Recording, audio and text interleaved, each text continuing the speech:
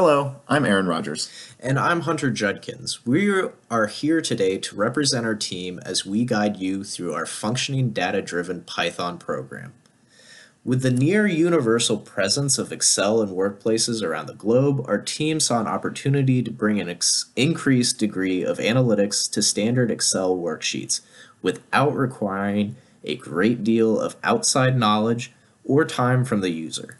The core tenets of our vision were to create a program that would be easy to use and would quickly compare multiple Excel files without requiring the user to even open Excel. Our team believes we have achieved these goals with what we affectionately call the Excel Reader 10,000. The prototype that the current version is built upon was first created for the 3C assignment by Aaron and myself. We brought it to the rest of the team and we all agreed that we could push the program into a more stable and complete state for the final project. As a team, we worked to increase the number of Excel sheets that the user could input for analysis, add a graphical user interface, error handling, and implement a quick file search. Before running our program, the user must install a few non-standard libraries. Tkinter for supporting our user graphical user interface, or GUI, fnmatch to search for user inputted files, XLRD to assist error handling, OpenPixel to allow users to select a specific range of cells to be analyzed, and NumPy allows users to calculate standard deviation on the selected cell ranges.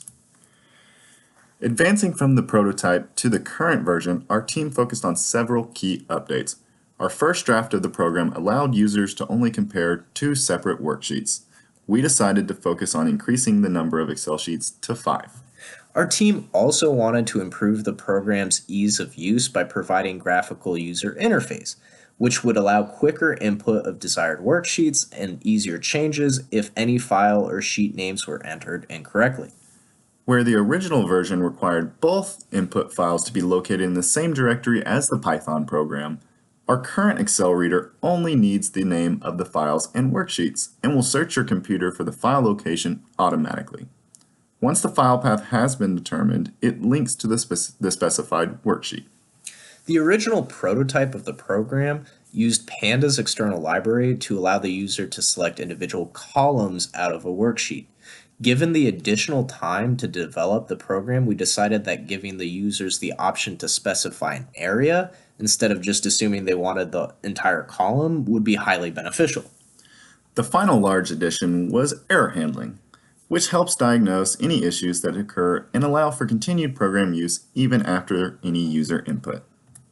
The basic steps behind our program are download the required external libraries, run the program, then use a graphical user interface or GUI to specify the workbooks, worksheets, cell ranges, which mathematical functions you wish to run. It should be fairly simple. Let's take a look at a demo. Okay, I'm going to go ahead and run our program.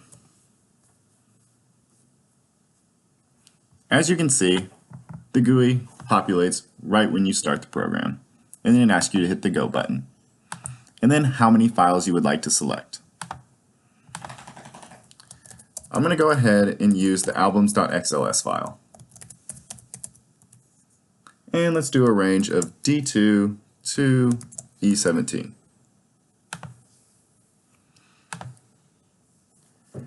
Now it'll attempt to locate our file.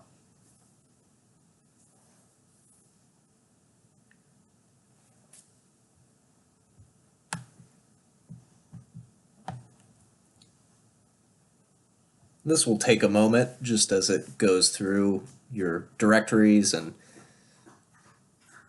the amount of time at which it takes to go through all the directories is kind of dependent on, how many files are on your desktop and whatnot. And there it shows the file path, and this is located on the desktop. And we can run our functions.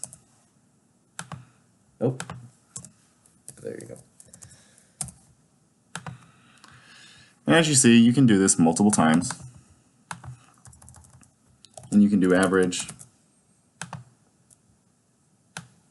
and highest. And all the available functions are listed there.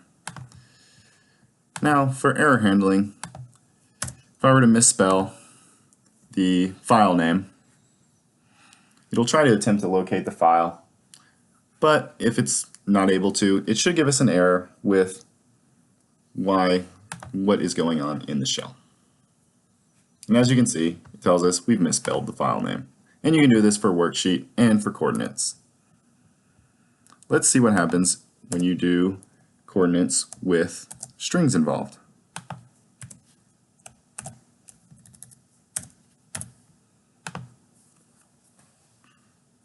It'll attempt to locate the file, which it'll find, and it'll grab everything listed in the range. It'll put it into a list, and then we'll try to run a function on it, and it should give us an error. And it has located the file.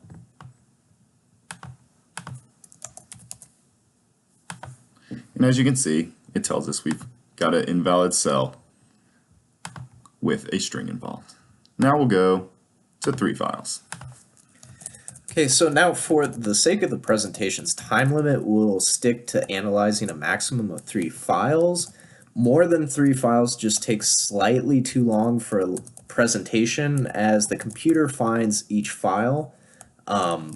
However, please feel free to test additional file numbers like 4 or 5 as it should perform just as shown. It just takes slightly too long.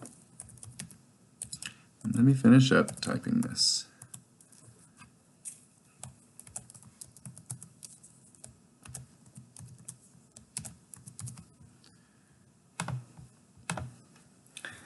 And now it'll try to locate all these 3 files.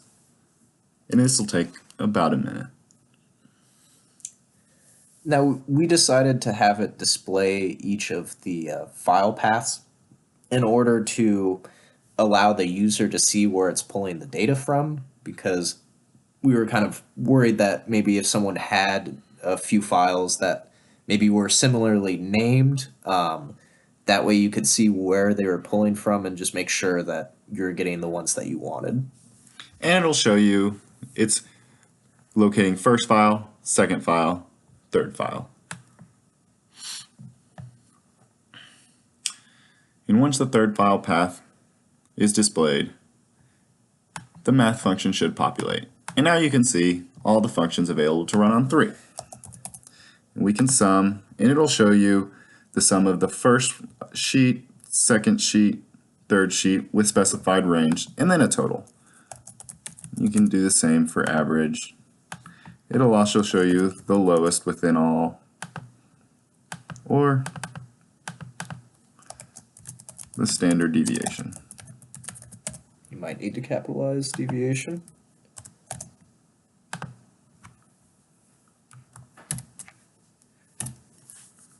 As you can see, our program is fairly simple and easy to use when comparing Excel files. While we are proud of our final program, there are, of course, a few areas which could be improved upon given additional time. Adding in further mathematical functions with the NumPy external library would improve the utility of the program.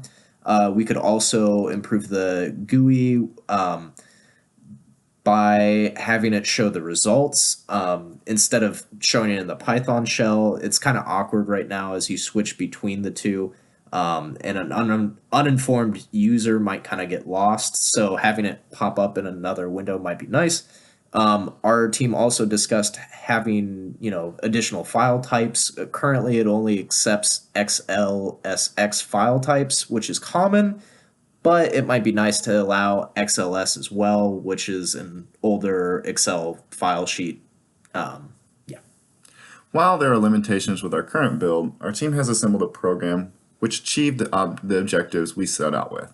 Our program finds multiple Excel files with minimal user input. The GUI allows for a heightened degree of usability and with a serviceable range of different analytical functions. We have reached our goal of creating an easy-to-use, basic worksheet analysis tool.